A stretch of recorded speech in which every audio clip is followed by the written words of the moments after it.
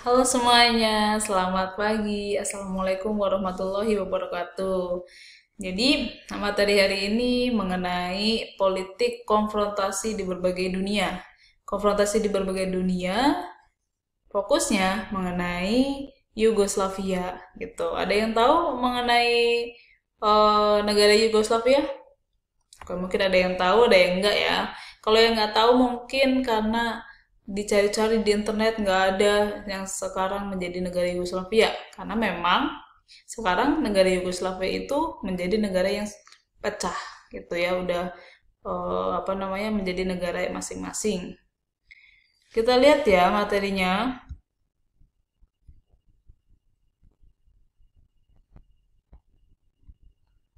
Oke ya, sejarah singkat dari Yugoslavia ini, bendera Yugoslavia ya.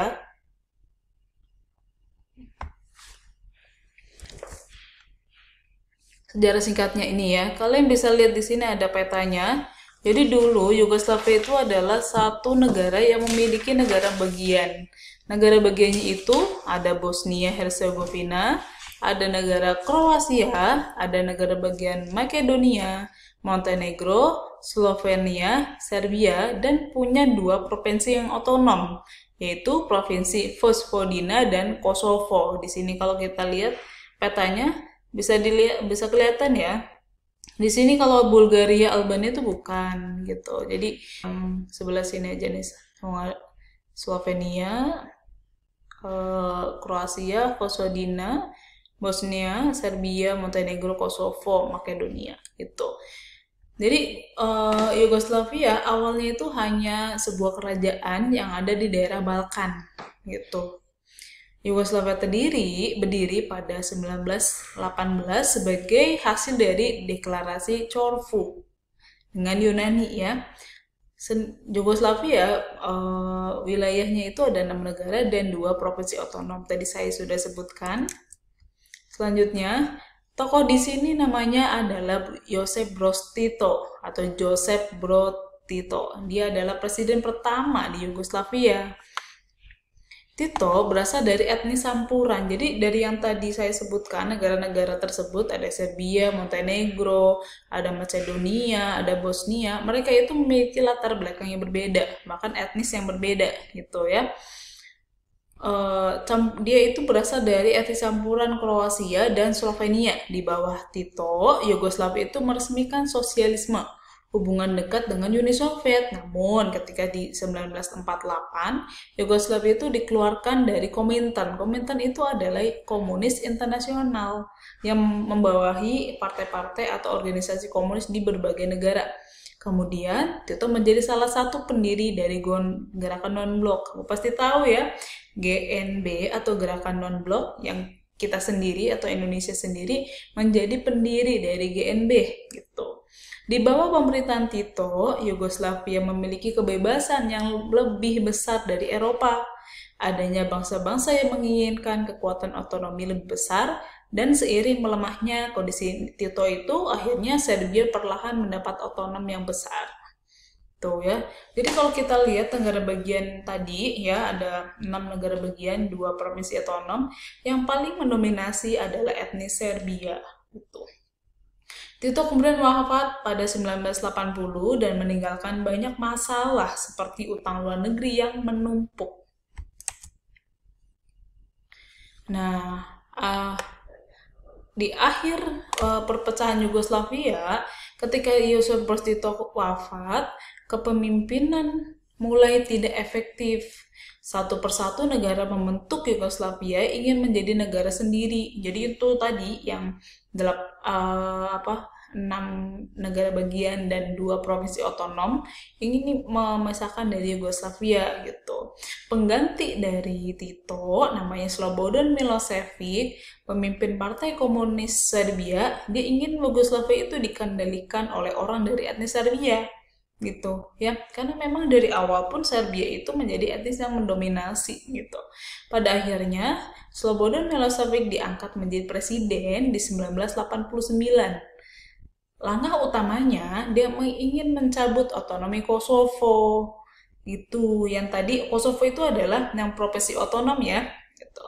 Pertempuran terus berkobar. Pada akhirnya, semua pasukan federal meninggalkan Slovenia.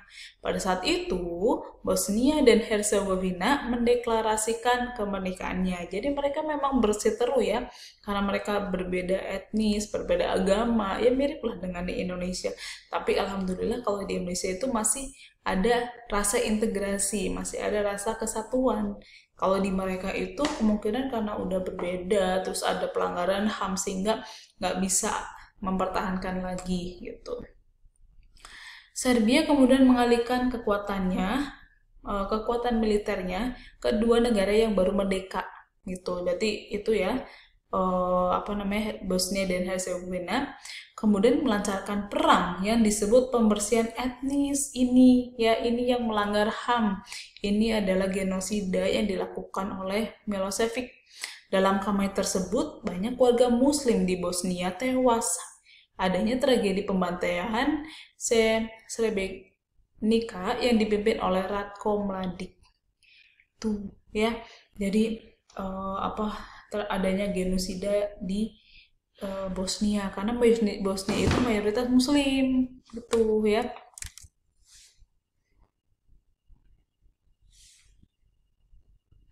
Nah, ini kemudian PBB ya ikut campur di sini pastinya karena ada berkaitan dengan konflik-konflik pelanggaran HAM tentunya ya.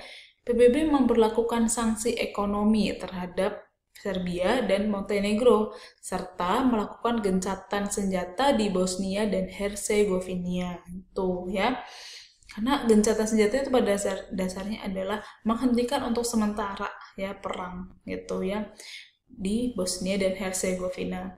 PBB juga memblokade laut Yugoslavia. Hal ini mengakibatkan Yugoslavia itu mengalami kesulitan ekonomi yang parah.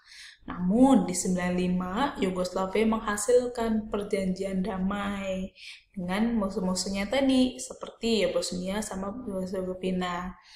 Pada Juli 2000, amandemen konstitusi disahkan. Amandemen ini memungkinkan presiden memegang jabatan selama 2 periode dan melembagakan pemilihan presiden secara langsung. Milosevic kemudian dikalahkanlah oleh Vojislav Konstitunika yang didukung oleh 18 partai. Pada awal tahun 2001, Milosevic ditangkap. Dan tuduhannya tuh banyak banget, termasuk pelanggaran HAM di beberapa negara bagiannya. Tuh.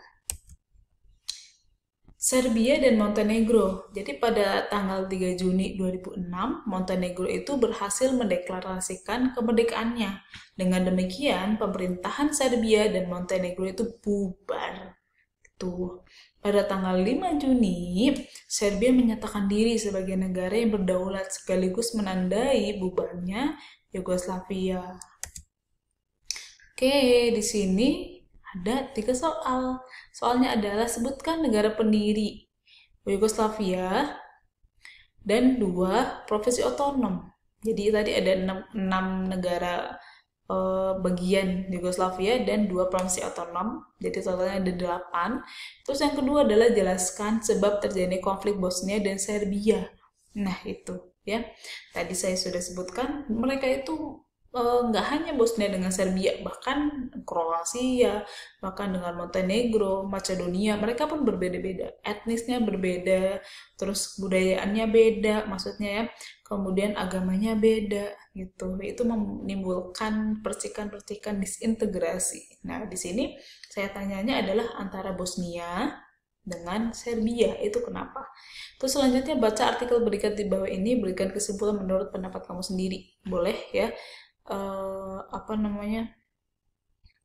Saya nggak usah deh, maaf ya kalau yang ini nggak usah. Sepertinya waktu itu saya sudah pernah memberikan ke kalian mengenai konflik yang di Perancis waktu itu sudah saya berikan, jadi kerjakan nomor 1 dan 2 tuh. Oke ya. Hari ini kita hanya membahas mengenai Yugoslavia,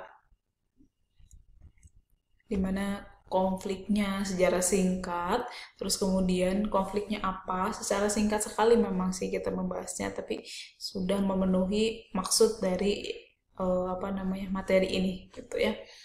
Oke, jika ada pertanyaan ya Boleh ditanyakan di grup, kita punya grup itu gunanya untuk bertanya atau juga mau menambahkan gitu ya. Kirim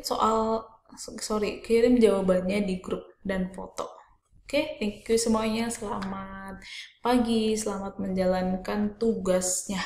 Oke, kirim jangan lama-lama. Saya nggak menerima tugas lebih dari jam 12. Ingat itu. Ya, kita sudah perjanjian kemarin. Oke, assalamualaikum warahmatullahi wabarakatuh.